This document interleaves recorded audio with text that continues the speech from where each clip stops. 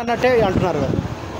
ఇలా మీరు తెలంగాణ ఉద్యమం చూసినారు. మీరు తెలంగాణ ఉద్యమంలో ఎంతమంది బాసులు ఉండే, ఎంతమంది మొత్తం దేశవ్యాప్తంగా అందరిని ఏకం చేసి తెలంగాణ రాదు అన్న దాన్నే దాటి అడ్డంకులను గెలిచిన బాస్ మా బాస్.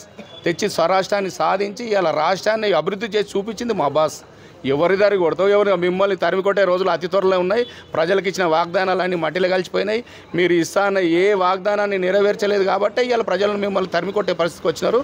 దాని నుంచి తట్టుకోలేక మీరు ఫ్రస్ట్రేషన్లో ఇటువంటి మాట్లాడుతూ ఉన్నారు తప్ప మా బాసును ముట్టుకున్న కాదు కదా. ఆయన ఇంటికి కూడా వీకలేరు. మీకు చేత కాదు. మీరు ఏం పీకిన ఎవ్వడు మా బాసును టచ్ చేసేది కూడా అంత దమ్ము లేదు.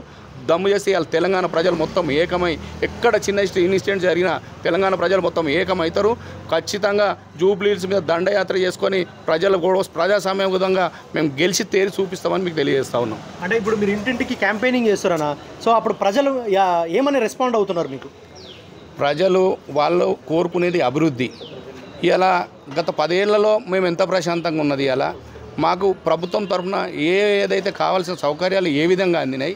ఈ గత 2 ఏళ్ల నుంచి కాంగ్రెస్ పాలన జరుగుతున్నది ఏందనేది వారు బేరీస్ వేసుకున్నారు. రాష్ట్ర వ్యాప్తంగా ఉన్న ప్రజల యొక్క అసంతృప్తి ఏ విధంగా ఉందనేది కూడా ఇక్కడున్న జూబ్లీహిల్స్ ప్రజలు చూసుకున్నారు.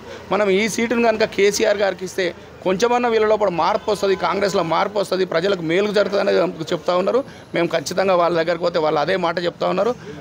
బీఆర్ఎస్ విజయం సాధిస్తుంది, మీరు ఇంకా తిరగకండి. మేము ఒక్కొక్క ఇంటిని 4 సార్లు 5 సార్లు టచ్ చేస్తున్నాం. మాకు ఒక్క కాంగ్రెస్ నాయకుడు ఇక్కడ ప్రచారం అనుకోవడం లేదు. ఏడు తింటుర్రో ఏడుంటుర్రో వాళ్ళ బాధలు ఏం పడుతుర్రో వాళ్ళు ఎక్కడుర్రో మాకు తెలియదు. కానీ మేము మా పార్టీకి ప్రచారం చేయడానికి వచ్చినాం. మా కారు గుర్తుకు ఓటేయమని చెప్తాం, ఇంటింటికి వెళ్తాం, కాళ్ళు మొక్కుతాం, కేసీఆర్ గారు చేసిన పథకాలు చెప్తాం, ఓటు అడుగుతాం, విజయం సాధిస్తాం. నవీన్ యాదవ్ వాళ్ళ ఫ్యామిలీపై ఆరోపణలు వస్తున్నాయి, రౌడీషీట్ ఫ్యామిలీ వస్తున్నాయి. ఈ క్రమంలో ఇలాంటి వ్యాఖ్యలు చేయడం ఎలక్షన్ ముందు మీరు ఎట్లా చూస్తారని? ఇప్పుడు దాన్ని నిజం చేసే విధంగా వాళ్ళు వ్యాఖ్యానాలు ఉన్నాయని అనిపిస్తూ ఉంది. వాళ్ళ బ్యాక్గ్రౌండ్ ఏంది, వాళ్ళు ఏంది ప్రజలు గుర్తిస్తారు. ఇవాళ ప్రజలు ఒక తీర్పు ఇవ్వబోతూ ఉన్నారు. ఆ ప్రజా తీర్పు ఎట్లుంటుందో వేచి చూడాలి. నీకు ఒక క్లీన్ ఇమేజ్ ఇస్తారా, నీకు అది చేస్తారా అనేది చూసుకోవాలి నువ్వు. కానీ నువ్వే దానికి ప్రోవోక్ చేసే ఉందని దాన్ని బలపరిచే విధంగా వ్యాఖ్యలు చేస్తాను. నేను ఇక్కడ గల్లీ చూడరు ఇల్లు చూడరు అంటే గల్లీ చూసినా గడ్డం చూసినా ఏం చూసినా సచ్చినా ఏనే ఉంటాం. ఓటు 9 తారీఖు సాయంత్రం దాకా బాజాబ్తుగా ప్రచారం చేస్తాం. మా పార్టీ తర్వాత మేము పార్టీకి సైనికులుగా ఈడికి వచ్చినాం. మా బాధ్యతను నెరవేర్చిపోతాం. ఇక్కడ నుంచి నా ఇల్లు నా ఏరియా ఇది, లోకల్ మనిషి అని చెప్పేసి వ్యాఖ్యలు చేస్తున్నారు. మా రాష్ట్రం స్వరాష్ట్రం కోసం పోరాడిన వ్యక్తులం మేము. తెలంగాణ మాది, తెలంగాణ ప్రాంతం ఏదైనా మా ఇల్లే. ఖచ్చితంగా ఎక్కడికైనా వెళ్ళి ప్రచారం చేసే హక్కు మాకుంది. మంచి ప్రజల బాగోగులు తెలుసుకునే హక్కు మాకుంది. జూబ్లీహిల్సే కాదు, తెలంగాణ ఉమ్మడి 10 జిల్లాలు ఏవైతే ఉన్నాయో ఆ ఉమ్మడి 10 జిల్లాలు ఎక్కడికైనా వెళ్ళే మాకు హక్కు ఉంది.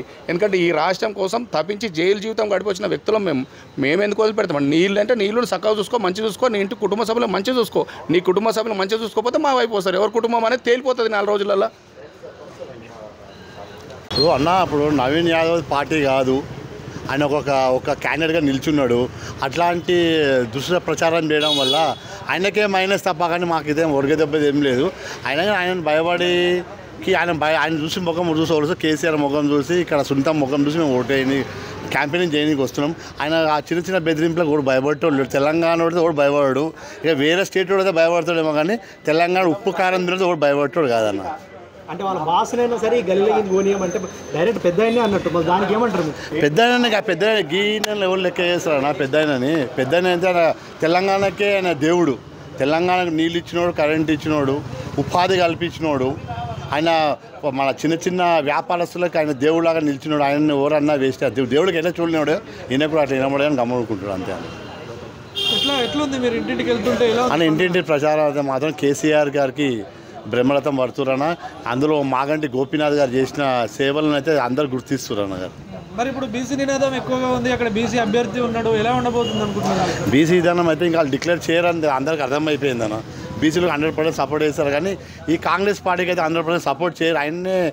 ఈయన తీసుకెళ్ళి పార్లమెంట్లో పెట్టే వరకు అందరూ తెలిసిపోయి అందరు సబ్జెక్టు ఉన్నోళ్ళే, అందరు చదువుకున్న వ్యక్తులే కాబట్టి ఇప్పుడైతే తీరని పరిస్థితి ఇది. అంటే చూసుకుంటే మైనారిటీల ఓటుకి ఎక్కువ, దాదాపు 1,20,000 1,40,000 దాకా ఉంది. నిన్న మైనారిటీ మినిస్టర్ ఇచ్చారు, మరి అటు ఏమైనా ఓటు బ్యాంక్ అంటే ఏమైనా పోయే ఛాన్స్ ఉందంటారు? అలా కూడా అర్థమైపోయిందన్న. మినిస్టర్ ఈరోజు ఇచ్చడం ఏంది, ఆయన ఎలక్షన్ అయిపోయి ఎలక్ట్ అయిపోయి 2,000 రోజులు అయిపోయింది, 2000 days అయిపోయింది.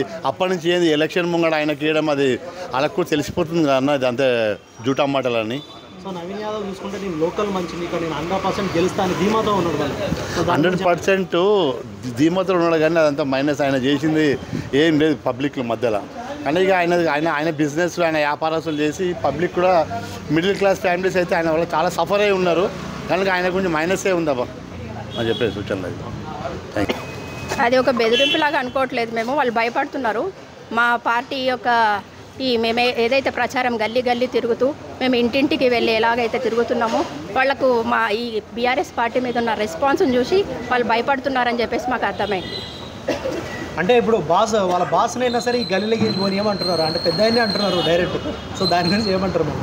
అదే చెప్తున్నాను కదా, వాళ్ళు ఇప్పుడు మా పార్టీ ప్రతి ఒక్క ఇంటికి డోర్ టు డోర్ వెళ్తుంది, అన్ని పనులు కూడా జరుగుతున్నాయి కాబట్టి వాళ్ళకి ఎట్లా భయమేస్తుంది. మా పార్టీ వాళ్ళు ప్రతి ఒక్కరు కూడా మా మొత్తం స్టేట్ మొత్తం ఇక్కడ గల్లీ గల్లీ తిరుగుతూ ఉండడంతో వాళ్ళందరూ కూడా భయపడి ఆయన లోకల్ లీడర్ అని చెప్పేసి అన్నారు. కానీ ఏ గల్లీకి వెళ్ళాలో కూడా ఆయనకు తెలియకుండా ఎటు వెళ్ళాలి ఏంటి అని చెప్పేసి చెప్తున్నారు.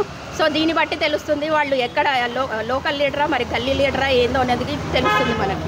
రౌడీ షీటర్ ఫ్యామిలీ అని వార్తలు వస్తున్నాయి. ఈ క్రమంలో ఇలాంటి వ్యాఖ్యలు చేయడం ఎట్లా చూస్తుంది?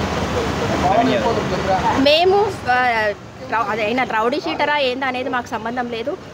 మా పెద్ద మా కేసీఆర్ గారు ప్రతి ఒక్క పని కూడా చేశారు. ప్రతి ఒక్క మహిళలకి కానీ మైనారిటీస్కి కానీ ప్రతి ఒక్కరికి కూడా ఆయన చేసిన పనులే ఇంటింటికి వెళ్తుంటే మేము చెప్పడం కాదు, వాళ్ళే మాకు రిటర్న్ చెప్తున్నారు. మాకు డబుల్ బెడ్రూమ్స్ వచ్చాయి, మాకు ఇట్లా కళ్యాణ లక్ష్మి వచ్చింది, ప్రతి ఒక్కటి కూడా వాళ్ళు అందుకున్న పథకాలన్నీ చెప్పి మేము తప్పకుండా కేసీఆర్కే ఓటు వేస్తామని చెప్పేసి కూడా చెప్పడం జరుగుతుంది. సో మీ ఇంటింటికి క్యాంపెయినింగ్ పోతున్నామా? ఎట్లుంది అక్కడ ప్రజల నుంచి మీకు రెస్పాన్స్ అనేది ఎట్లుంది? అదే చెప్తున్నాను, ప్రజలు చాలా బ్రహ్మరథం పడుతున్నారు. మా కేసీఆర్ గారు అంటేనే వాళ్ళు బ్రహ్మరథం పడుతున్నారు. ప్రతి ఒక్కటి కూడా వాళ్ళు ఏం చేశారంటే ఇప్పుడు రేవంత్ రెడ్డి గారు 6 గ్యారంటీలు అని చెప్పేసి చెప్పారు. కానీ ఏమొచ్చింది? 2500 అని చెప్పేసి మహిళలకు చెప్పారు. మన కళ్యాణ లక్ష్మి తులం బంగారం అని చెప్పారు. ఏమొస్తున్నాయి? ఏమి కూడా రావట్లేవు. ఆటో వాళ్ళకి 12,000 అని చెప్పి 12,000 సంవత్సరానికి ఇస్తామని చెప్పేసి హామీ ఇవ్వడం జరిగింది.